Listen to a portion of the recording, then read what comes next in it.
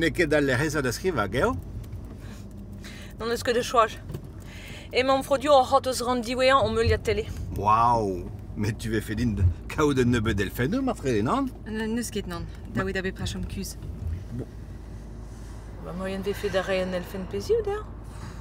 Quelle heure minus mat, non. Mais n'est la rien trabe d'azine, hein? Renteus reien elfen deo. E ba mat rediom da neuze. Neuze debron a zeu da yebe. En... Goulvena? Goulvena? Ya, en e fri! En e fri, oh, made. Ah, madé, sais-tu, calz gwellore. Naya. Pétaz au gouala?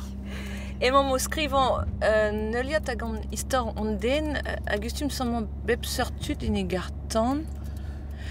C'est le temps. Pas rebelle gant ar miri. Ah bah teus diver 40, diver 40. Oh, ya. Sais-tu. Ne ket rezegouez me mor hem hartan.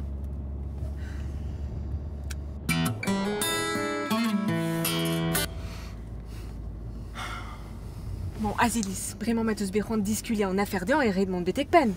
Ah bah, yo. Bon.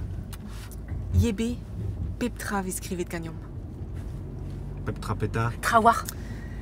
Peptra, rouillant du den bena evel juste, kemen nini a zo tremene de barza hartandement, au histor, au kwek, au pugale, Peptra. Betek kartaf la pacar zokin.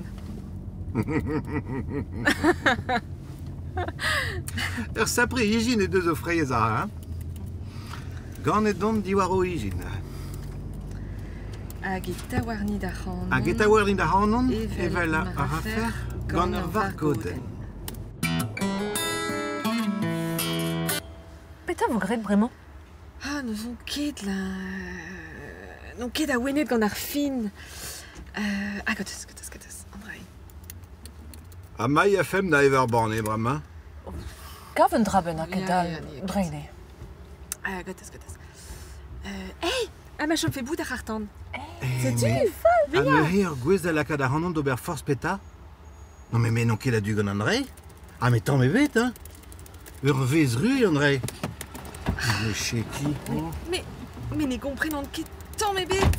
Ne ket ze me scrivait des mots des bêtes. Zare de darzia tersel. Gates, mon von de wardro. Alors, yebe a ze en dro en e gartan. Sioule de benafin. Sais-tu?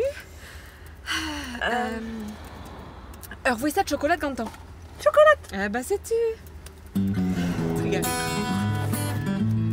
Stagara e gouris en dro. Bon, madame Dayandro, ouais? Attendez.